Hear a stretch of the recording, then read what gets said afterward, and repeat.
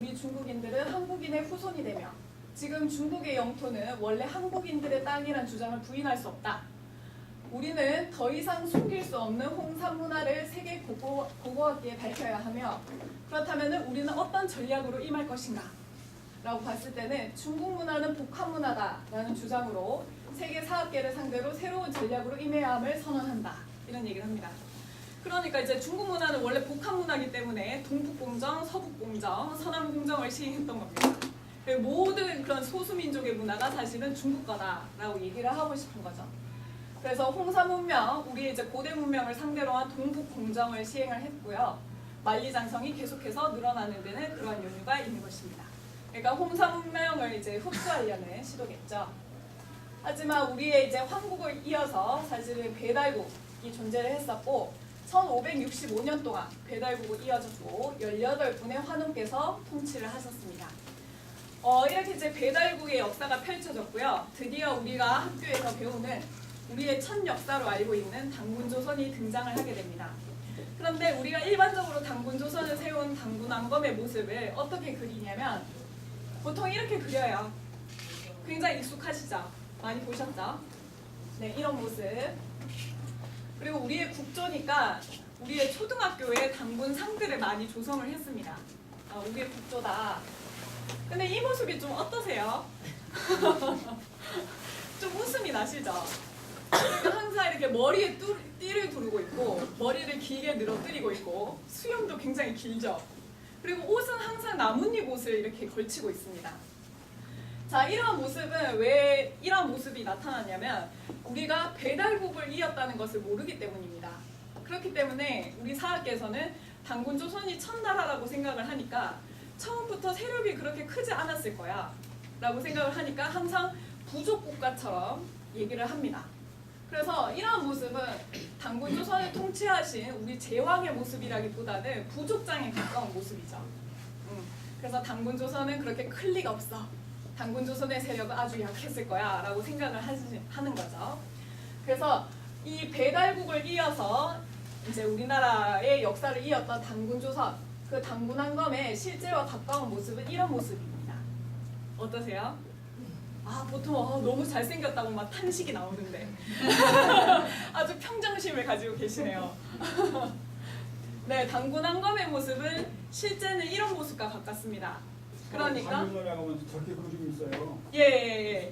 네. 40단 후에 내가 스테이블 갔었거든요. 네. 저게 정상이요. 네, 그렇죠. 이것이 정상이죠. 아까 나온 건 정상이 아니에요. 네.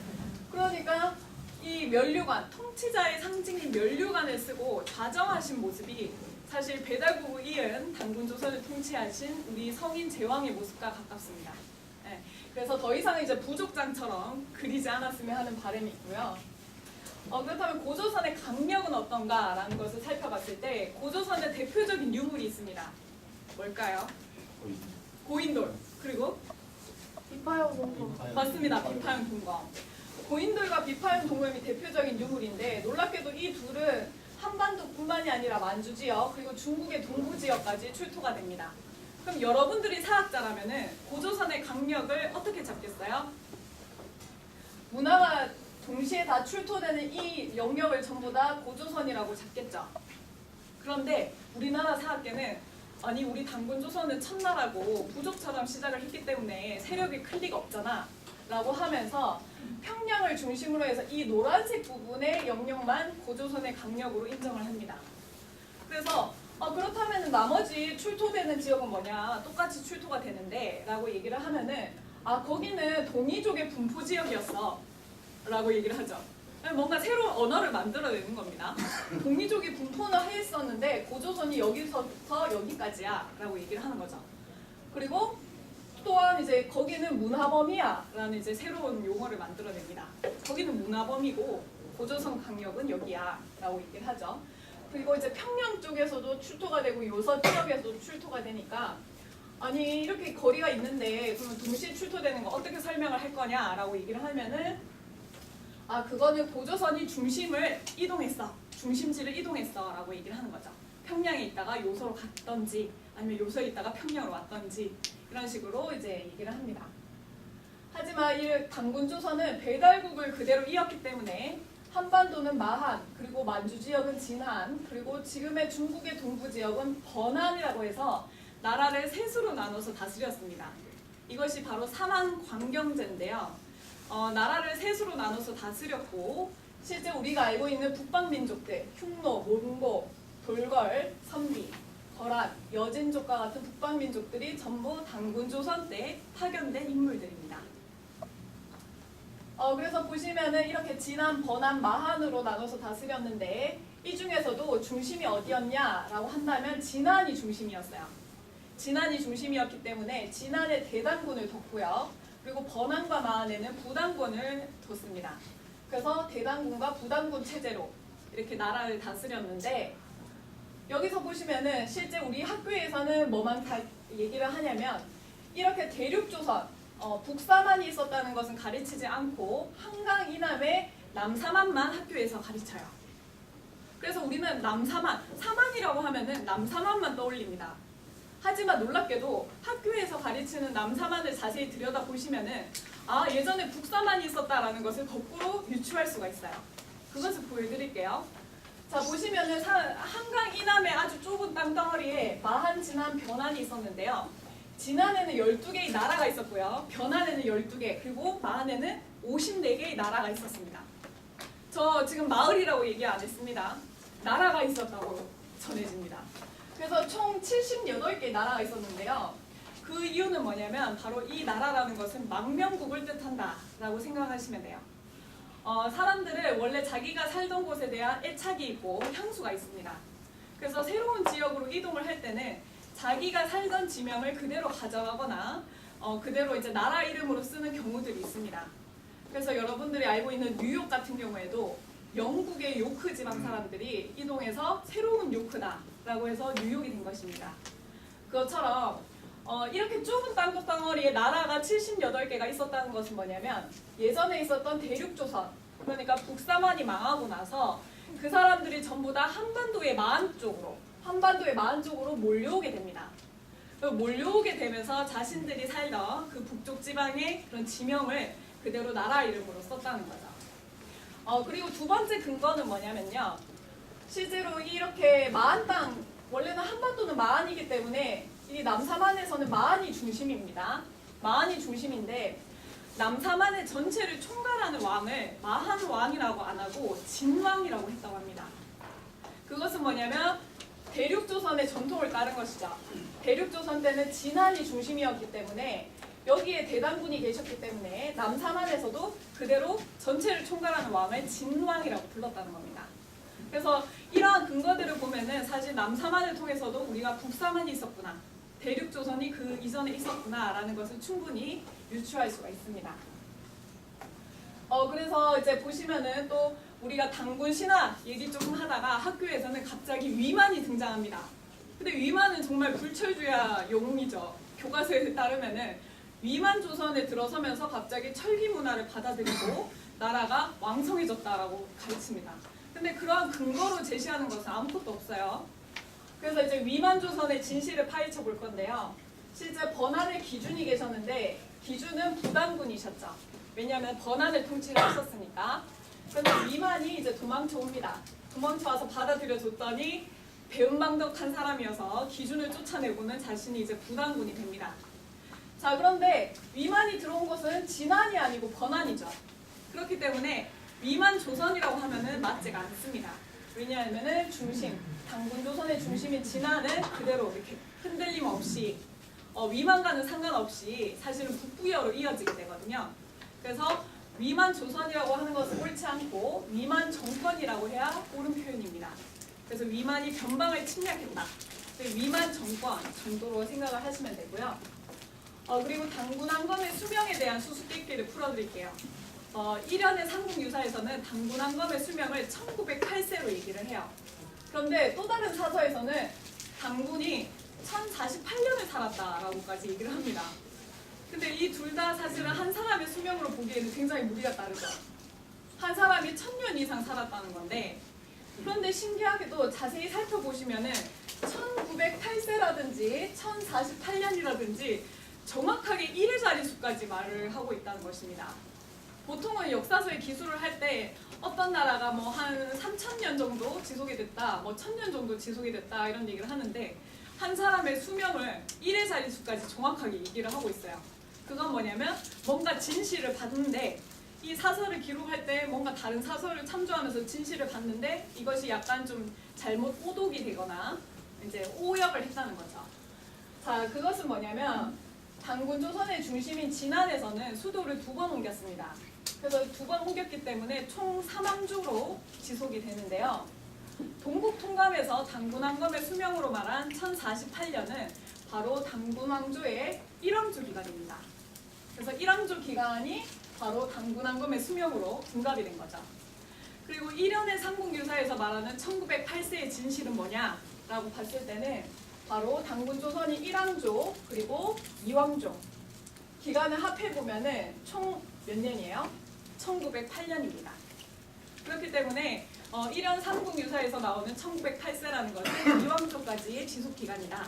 단군왕검의 수명이라고 보기 어렵겠죠.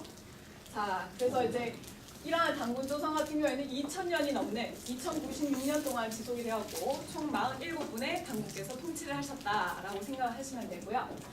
그리고 단군조선을 또 무슨 나라가 이었을까요?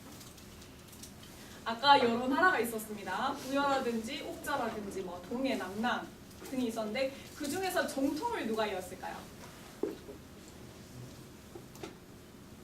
자, 틀려도 됩니다. 네. 바로 이제 북부여라는 나라인데요. 이 북부여는 누가 세우셨을까요? 단군조선 후손이죠. 네, 후손이긴 하시겠죠. 네, 근데 제가 지금 답을 말할 뻔했네요. 네, 북부여를 건국하신 분은 바로 해모수라는 분입니다. 근데 해모수는 누구의 아버지로도 이제 유명해요. 누구의 아버지로 유명해요? 맞아요, 고주몽. 그러니까 해모수 같은 경우는 북부의 건국자이자 고주몽의 아버지라고 알려져 있는데 그렇다면 고주몽은 무슨 나라를 세웠나요? 그렇죠, 고구려. 고구려를 세우고 또 해모수의 아들로 알려져 있습니다. 그럼 이 둘의 관계는 부자 관계로 알려져 있는데요. 사실은 부자 관계가 아닙니다. 오늘 출생의 비밀이 이제 밝혀지게 되는데요. 바로 고조부와 고손자 관계입니다. 자, 아버지 위에 누가 있나요? 할아버지 있죠. 그리고 증조 할아버지, 고조 할아버지. 그러니까 4대가 차이 나는 이제 그런 관계고, 이제 영년으로 보면 한 200년 차이가 나는 관계예요. 그런데 왜 아버지와 아들이 됐냐면 북부여를 세우시고 그 다음에 이제 고구려가 들어서는데 북부여의 역사가 통째로 없어지게 됩니다. 북부여의 역사가 이제 말살이 되다 보니까 북부여를 건국하신 분이 고구려를 건국하신 분과 어떻게 보면 맞닿게 된 거예요. 그래서 아버지와 아들이 돼버린 건데 북부여가 사실 한 200년 정도의 역사를 가지고 있습니다. 그러다 보니까 이제 아버지 아들이 됐는데 그렇다면 고조부와 고손자는 확실합니까? 라는 것을 한번 이제 증명을 해드릴게요. 그것은 바로 광개토 대항비 비문을 통해서 우리가 증명을 할 수가 있습니다. 광개토 대항비 비문을 보시면은 출자 북부여다라고 해서 고구려가 북부여에서 나왔다라고 되어 있습니다. 탁본이 이제 보이시죠? 출자 북부여. 그리고 고구려가 북부여를 이었다라고 얘기를 하고 있죠. 그리고 광개토 태양은 17세 손이다 라고 얘기를 합니다. 광개토 태양은 태조로부터 17세 손이다 라고 얘기를 하는데 실제 우리 청소년들이 배우고 있는 교과서에 그런 왕의 계보를 통해서 17세 손이 맞는지 한번 보겠습니다. 고주몽으로부터 광개토 태양이 17세 손이 되어야 되는데 1, 2, 3, 4, 5, 6, 7, 8, 9, 10, 11, 12, 13 이상하죠? 지금 4세가 없어졌죠. 분명 광개토 태양비에서는 17세 손이라고 얘기를 했는데 지금 뭐 왕의 계보로 보면 고주몽으로부터 보면은 13세 손이 됩니다. 그렇다면은 나머지 4세가 어디로 갔냐면 바로 고주몽 위로 4세를 얘기를 한 거예요. 그러니까 고주몽의 아버지, 할아버지, 증조 할아버지, 고조 할아버지 누굽니까? 바로 해모수죠. 그러니까 광개토 태양의 태조를 그들은 고주몽으로 잡지 않고 해모수로 잡았다는 겁니다. 그래서 해모수로부터 나는 17세 손이다 라고 얘기를 하는 건데요. 놀랍게도 광개토 태양비는 누가 만들었는지 혹시 아시나요? 장수왕. 장수왕이죠. 광개토 태양의 아들이 만들었어요. 그렇기 때문에 광개토 태양비는 그 당시 시대상을 정확히 얘기를 해주는 아주 귀중한 금성문이라고 할 수가 있어요. 그러니까 그들도 고구려 사람들 자체도 우리는 해모수를 태조로 삼는다라고 생각을 했다는 거예요.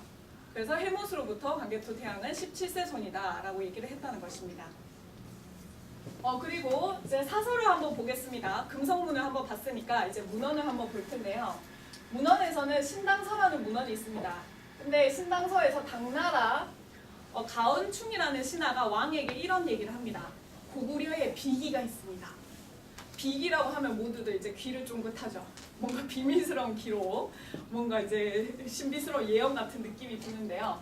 거기에 보면은 고구려가 900년이 못 되어 마땅히 80세의 대장이 그를 멸할 것이다 라고 되어 있다고 합니다. 그런데 놀랍게도 지금 고구려가 딱 900년이고 당나라 장수 이적의 나이가 80입니다. 이제 곧 고구려가 망할 것입니다. 이렇게 이제 말씀을 올립니다. 그렇다면 실제 고구려가 900년인지 다시 한번 보시면요. 이 둘 숫자를 합쳐보면은 몇 년인가요? 잘 안 보이시죠? 보통 705년을 갖고 있는데 그게 맞지 않는 거예요. 그렇죠. 지금 부록에서도 이제 나와 있는 연도를 합쳐보면은 고구려는 700년으로 되어 있거든요. 그런데 놀랍게도 당나라 사신이 고구려는 900년이 되었고 당나라 장수도 이제 80세가 되었으니 고구려가 멸망할 것입니다. 이런 얘기를 했다는 거예요. 그건 뭐냐면 북부의 역사, 200년의 역사를 합쳐서 고구려의 역사라고 얘기를 했다는 겁니다. 그렇게 되면 이제 고구려의 역사가 900년이 되는 것이죠. 그렇게 해서 이제 이 북부여라는 나라는 해모수로부터 이어져서 고우루 당군까지 정기 북부여, 그리고 이제 고두막, 그리고 고무서 당군까지 후기 북부여로 이어지게 됩니다. 당군 조선을 이었기 때문에 관직명을 그대로 당군이라고 썼다고 해요. 그래서 해모수 당군, 모수리 당군 이런 식으로 쭉쭉쭉쭉 가다가 드디어 해모수의 고손자 고주문께서 이제 등장을 하십니다. 이 고주문께서는 놀랍게도 우리가 고구려를 건국하신 분으로만 알고 있는데 사실은 북부여를 이은 7세 당군이세요. 그래서 고주몽은 고구려의 건국자라고도 말하는 것이 맞지만 북부여의 7대 당군이다 라고 해도 같은 말입니다. 왜냐하면 7대 당군으로 북부여를 통치를 하시다가 국호를 고구려라고 바꾼 거예요. 그렇기 때문에 모두 해당되는 말입니다. 북부여에서 그렇게 이제 고주몽의 고구려가 탄생을 하게 되고 실제 이 고두막 때, 고두막 당군 때는 어떤 일이 있었냐면 고두막 당군 때 부여 황실의 딸인 파소가 있었습니다. 근데 파소가 굉장히 수치스러운 일이 있었죠. 그러니까 남편이 있었겠지만 하여튼 임신을 하게 된 거예요. 그래서 그 당시에는 굉장히 수치스러운 일이었기 때문에 파소는 임신을 한 몸으로 해로를 거쳐서 육로를 거쳐서 지금의 경주 땅으로 내려오게 됩니다. 그리고는 이제 신라를 건국하신 박혁거세를 낳게 되거든요. 그렇기 때문에 어떻게 보면은 신라라는 것도 북부에서 나왔다라고 보시면 돼요. 그리고 재밌는 것은 고무서 당군의 실제 딸이었던 소선호.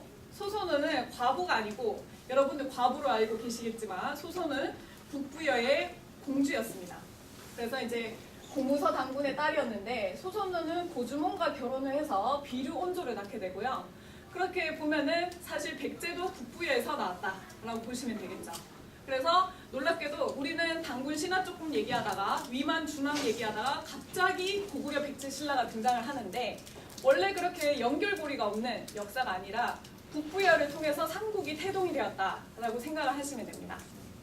그렇기 때문에 이 황국 배달 조선 이런 이제 뿌리 역사와 그리고 사국 시대를 잇는 중요한 연결고리로서 북부여가 있었고 이 북부여라는 연결고리가 이제 파괴가 되면서 사실은 이 뿌리 역사가 허공으로 날아가 버리고 뭔가 부자연스럽게 시작하는 사국 시대를 우리가 이제 배워왔다는 겁니다. 지금까지 우리의 이제 국통을 이제 다시 복원을 하는 그런 이제 투어를 떠났는데요. 지금까지는 역사 이뤄간 2000년의 역사를 반복해서 배워왔을 겁니다. 그래서 고려 시대 때는 사대주의에 완전 찌들어서 원나라에 충성을 다하겠다는 충자를 왕 이름 앞에 붙였어요. 그래서 충숙왕, 충렬왕 이런 식으로 사대주의에 찌들었죠. 근데 이제 조선 시대에는 더 심각해져서 이제 당파 싸움이 일어나게 되고 결국에는 우리는 한번 나라를 잃는 한번 망하는 그런 이제 아픔의 역사를 겪어왔습니다. 하지만 어때요? 이제는 때에 맞춰서 어떻게 보면은 지금 등장한 것이 굉장히 신기하다라고 할 정도로 뿌리 역사에 관한 문헌이라든지 유물 유적들이 출토가 되었고요. 이러한 이제 우리의 잃어버린 7,000년 뿌리 역사가 다시 복원이 되고 있습니다. 그래서 이 뿌리 역사의 그 저력이 사실은 대한민국에서 다시 펼쳐지고 있는데요. 역사라는 것은 주기가 있거든요. 다시 반복되는 주기가 있기 때문에 이 역사라는 것은 다시 부활을 한다라고 말씀을 드리고 싶고요. 대한민국의 그럼 이제 위대한 저력 그것을 한번 보시겠습니다. 짐데이토라는 이제 미래학의 대부인데요. 대부니까 남자겠죠. 보통 여성으로 잘 이제 착각을 하셔서 꼭 짚어드립니다.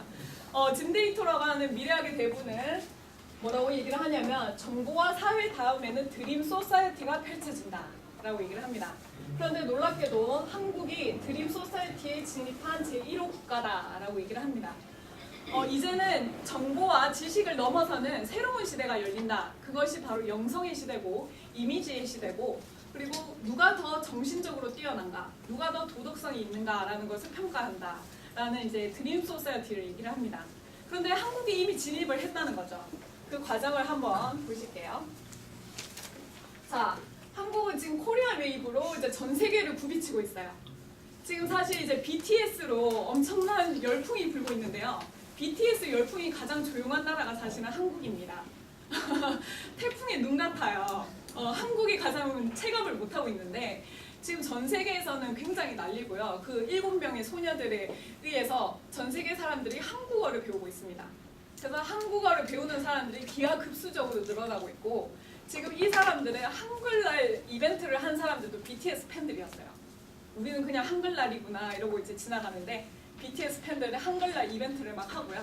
한글로 이제 적어서 막 한글날을 이제 축하하는 그런 이제 이벤트도 했었습니다.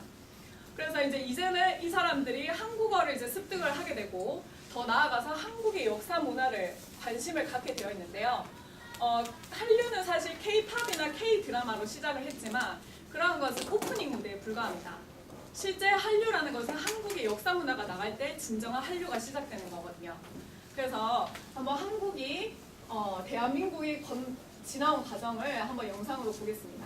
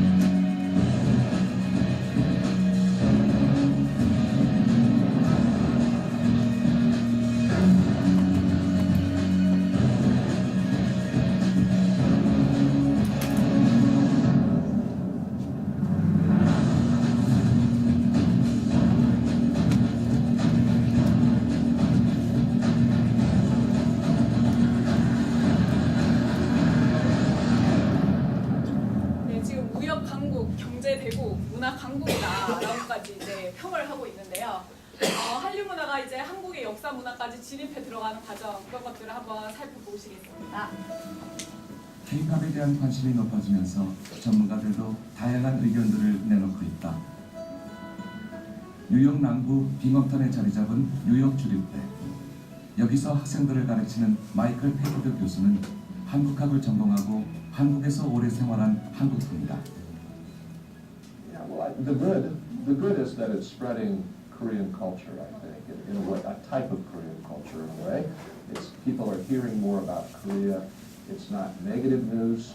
when I first went to Korea, it was always negative news. It was about student demonstrations or things like that. But now it's something different, and people are appreciating different aspects of Korean culture. But popular culture, what we see in the Korean wave and the Hallyu, isn't necessarily really Korean culture.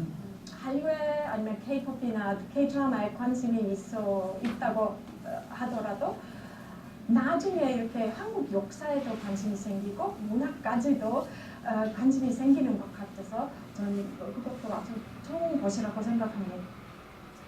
네, 그래서 이제 그렇다면 이런 이제 한류 문화는 사실은 우리의 9,000년 역사 거기에 이제 바탕을 두고 있고 그 힘이 거기서 나오고 있다라고 이제 보고 있는데요. 그렇다면 한류 문화에 우리가 진정으로 가지고 나아갈 핵심 정신이 뭐냐라고 이제 봤을 때는 세 가지로 말씀을 요약해서 드리겠습니다. 바로 성통방명, 그리고 제세이와 홍익인간입니다. 많이들 이제 홍익인간은 이제 잘 아시더라고요. 그런데 전제가 되는 게 있습니다. 바로 성통방명. 그러니까 우리는 모든 존재들은 원래 밝음을 품고 있다라고 생각을 했어요. 그래서 본성을 통해서 광명해져라, 밝아져라 라고 얘기를 했다는 것이죠. 그렇기 때문에 우리 민족은 고대로부터 국호에도 밝음을 담아왔습니다. 황국, 배달, 조선, 북부여 이런 식으로. 그래서 이제 성통광명, 그래서 밝아져라, 너부터 밝아져라 그렇게 얘기를 하는 것이고요. 그리고 제세이와라는 것은 뭐냐면 진리로서 사람들을 이끌어라.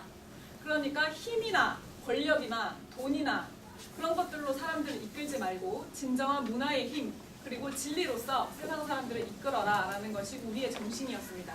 그리고 홍익인간이라는 것은 인간 세상을 널리 이롭게 하라 라는 것인데요. 그러니까 우리 한민족은 좋은 것일수록 독식하려는 이기적인 민족이 아니었다. 좋은 것일수록 나누려고 하고 전수를 하려고 했던 그런 이제 상생의 민족이었다라고 생각을 하시면 됩니다.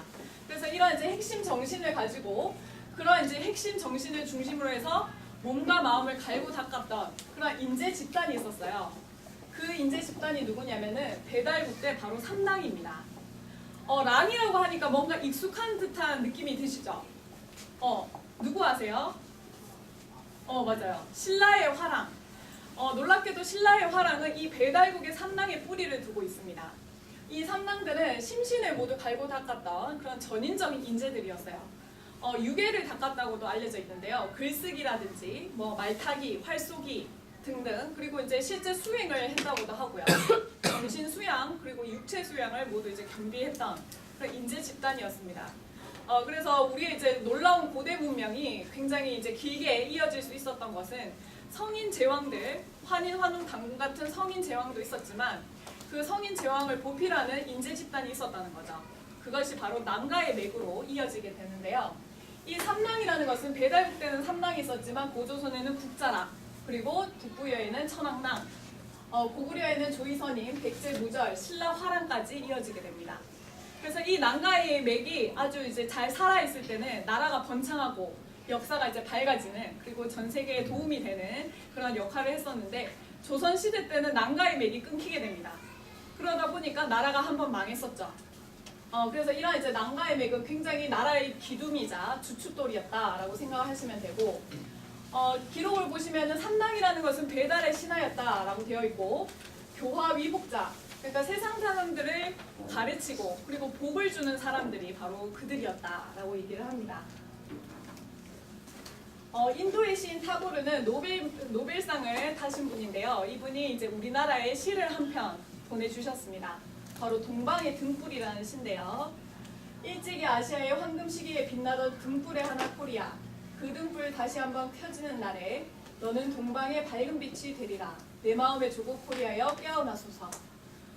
이런 시를 보내주셨습니다. 그러니까 내 몸의 조국은 인도이나 내 마음의 조국은 코리아다.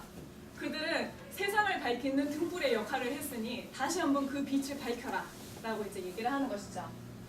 아까 역사에도 주기가 있다 이런 말씀을 드렸는데요. 역사의 주기라는 것은 자연의 모습과도 아주 닮아 있습니다. 자연을 보시면은 해가 동쪽에서 떠서 서쪽으로 지죠.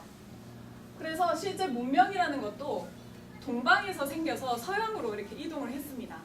그래서 지금은 전 세계를 움직이는 주도적인 나라가 어딘가요?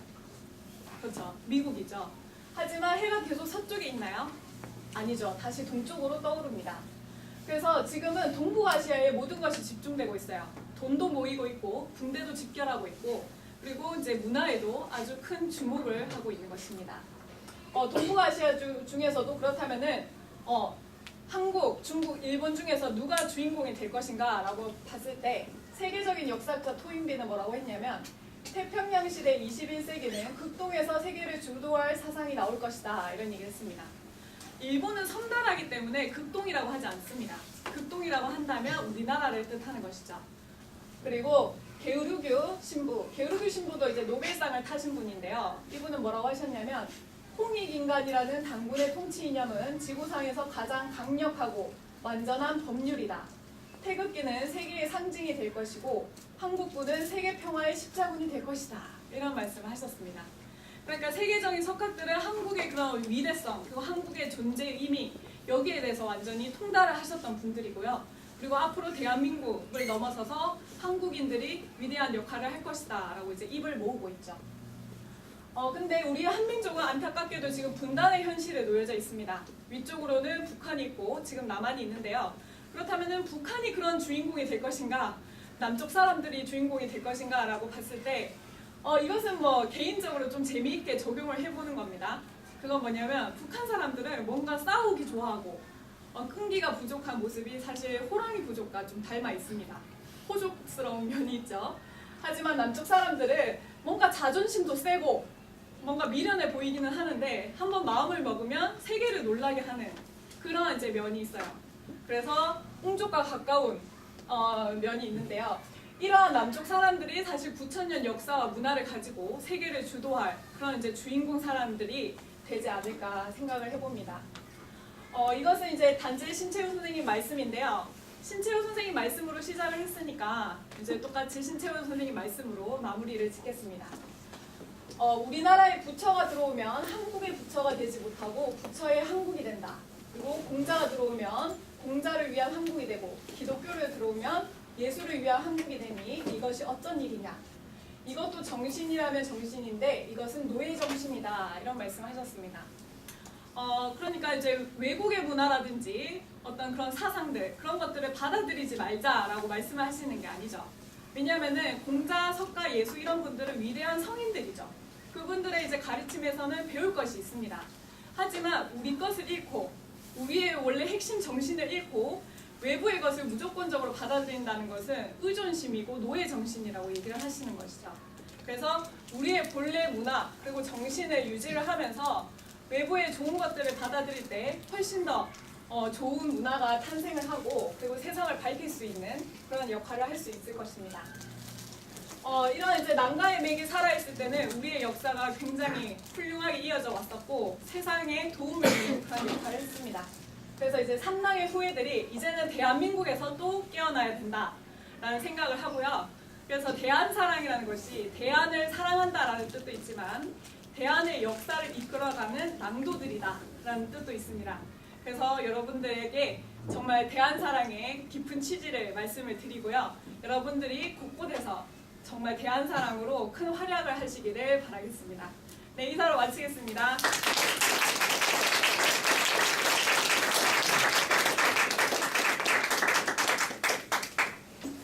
네, 오늘 강의가 어떠셨나요? 네, 좋으셨나요?